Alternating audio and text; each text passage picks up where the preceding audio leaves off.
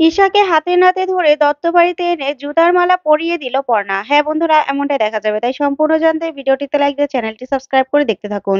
গল্পের শুরুতেই দেখা যাবে ঈশাকে অম্লান ফোন করে। তখন ঈশা বলতে থাকে, অম্লান কাজটা হয়েছে? তখন অম্লান বলতে থাকে, না কাজটা করতে পারিনি। শেষ মুহূর্তে আপনার মেয়ে এসে সবটা ভেস্তে দিয়েছে।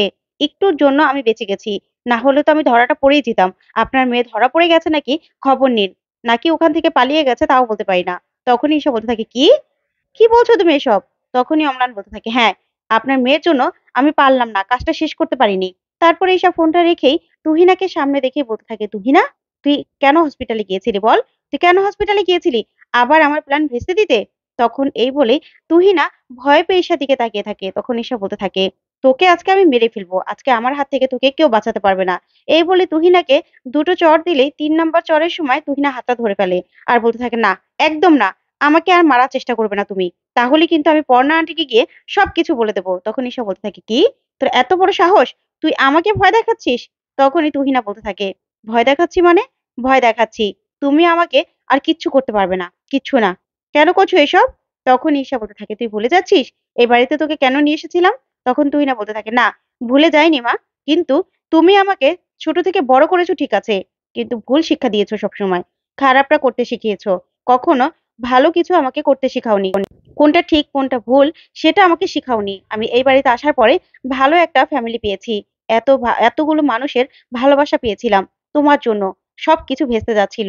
আমি অর্পণকে ভালোবাসি মা, অর্পণকে ভালোবাসি। এই বাড়িতে এসে আমি ঠিক ভুল বিচার করতে শিখেছি। মানুষের ভালো কোনটা করলে ভালো হয়, কোনটা করলে খারাপ হয় সেটা বিচার করতে শিখেছি।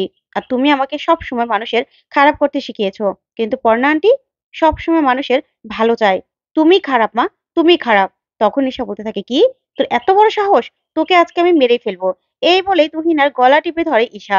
তখনই তুহিনার গলাটা ছেড়ে বলতে থাকে, তোকে শোন, লাস্ট বারের মতো আমি ওয়ার্নিং দিলাম। তুই যদি এখন মুখটা বন্ধ না রাখিস না, তাহলে তোর এমন অবস্থা করবো না, তুইও ফেঁসে যাবি। বুঝতে পেরেছিস? তখনই তুহিনা চুপ হয়ে যায়। তারপরে দেখা যাবে পুটিকে বাড়িতে নিয়ে আসে পর্ণা। তখন সবাই মিলে পুটিকে নিয়ে আসলেই কৃষ্ণা বলতে থাকে, পুটিমা তুই চলে এসেছিস? জানিস তো, তোকে যতক্ষণ না আমি দেখতে না পেয়েছি ততক্ষণ আমি কিছু না খাওয়ার আমি মন স্থির করেছিলাম। আমি ঠাকুরের সামনে প্রতিজ্ঞা করেছিলাম যে যতক্ষণ না পর্যন্ত তুই সুস্থ হয়ে বাড়িতে না ফিরবি ততক্ষণ পর্যন্ত আমি কিছু খাবো না। তখন পুটি বলতে থাকে, ঠাম্মি এসব করার কি কোনো মানে হয়? তখন কৃষ্ণা বলতে থাকে, চুপ কর তুই, একদম চুপ কর।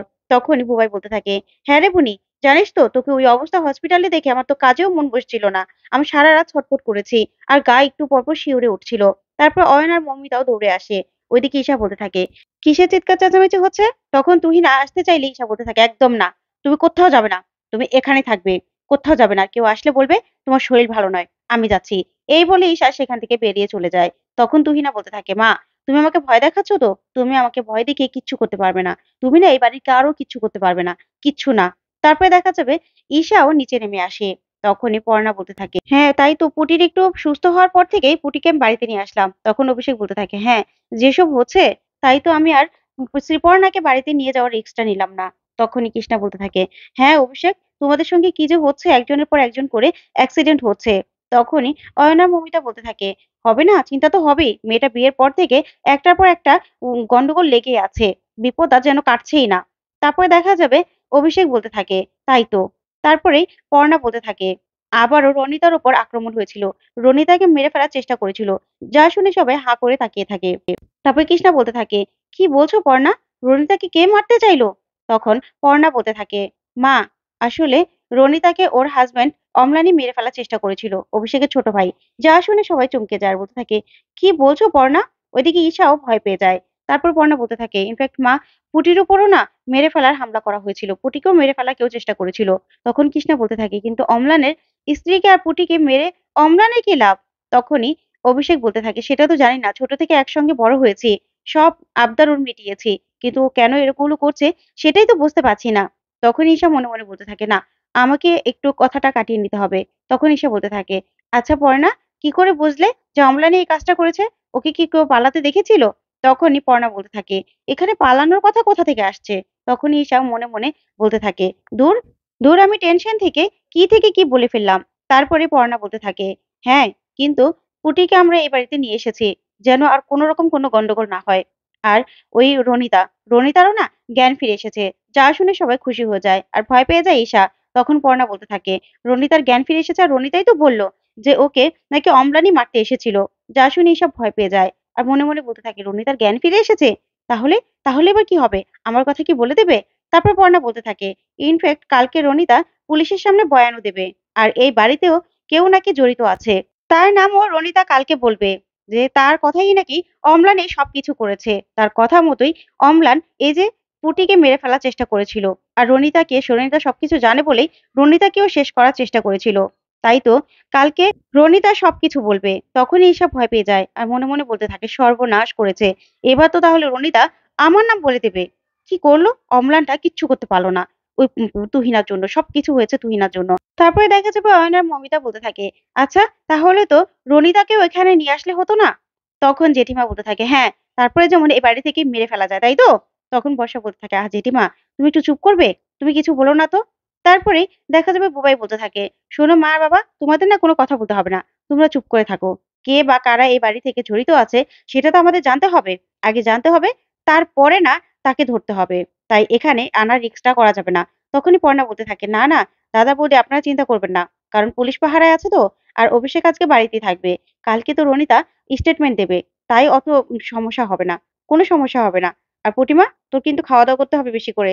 তখন পুটি বলতে থাকে, হ্যাঁ তা তো করবোই মা। ওইদিকে ঈশা বলতে থাকে, আচ্ছা পর্ণা, এই বাড়ি থেকে আবার কে জড়িত থাকবে? তখন পর্ণা বলতে থাকে, আছে হয়তো বা কেউ, যেটা আমরা জানি না।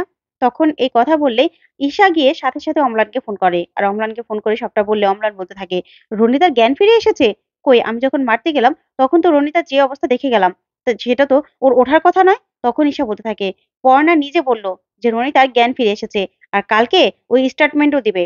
আমার আমার নাম বলে দেবে কালকে, বুঝতে পেরেছো? এই বাড়ি থেকে একজন জড়িত আছে সেটাও বলেছে। আর পর্ণা তো বলল যে কালকে রনিতা তার নাম বলবে। তখন অম্লান মধ্যে বলতে থাকে, দাঁড়ান দাঁড়ান, আমার মনে হচ্ছে মিনা ম্যাডাম এটা কোনো ট্র্যাপ হতে পারে। কারণ আমার স্পষ্ট মনে আছে আমি রনিতাকে আপনার নাম বলিনি। তখনই ঈশা বলতে থাকে, তুমি মিথ্যে কথা বললেই হলো? তুমি হয়তোবা বলেছো, না হলে তোমার বউ রনিতা জানলো কি করে যে এ বাড়ি থেকে কে জড়িত ছিল? আর তুমি যে ওকে মারতে গিয়েছিলে সেটাই বা জানলো কি করে? রনিতা নিজেই তো বলেছে। তখন এই কথাতে অম্লান বলতে থাকে, কি জানি, আমি তো বুঝতে পারছি না।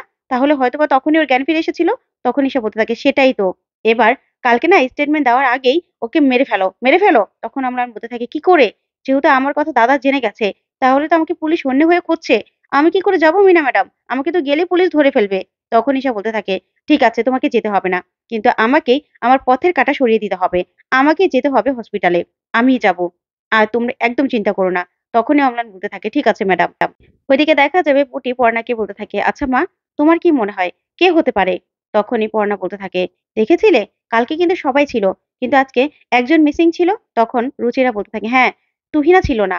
আচ্ছা, তুহিনা কি তাহলে ভয় পেয়েছে? নাকি তুহিনাকে আসতে দেয়নি? ওর মা তো বললো যে তুহিনা নাকি অসুস্থ।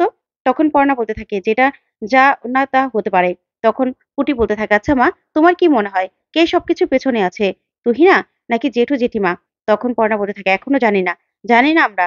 তবে তুহিনার মাও হতে পারে।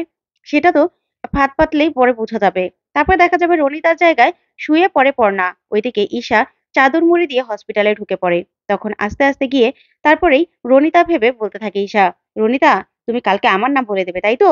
এই ঈশা হালদারকে তুমি চেনো না। এত সহজে তোমার মতো মানুষ আমাকে মাত করতে পারবে না। কিচ্ছু করতে পারবে না। আজকে তোমাকে শেষ হতেই হবে।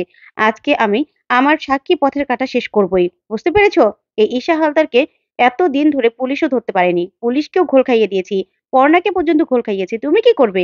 এই বলে ইনজেকশন দিতে গেলে পর্ণা ঈশার হাতটা ধরে ফেলে। তখন ঈশা বলতে থাকে, পর্ণা? তখনই পর্ণা বলতে থাকে, হ্যাঁ ঈশা, তুই? তারপরে সবাই মিলে সেখানে চলে আসে। তখনই ঈশা ভয় পেয়ে যায়। তো বন্ধুরা, আজকের আপডেটটি কেমন লাগলো কমেন্ট করে জানাও।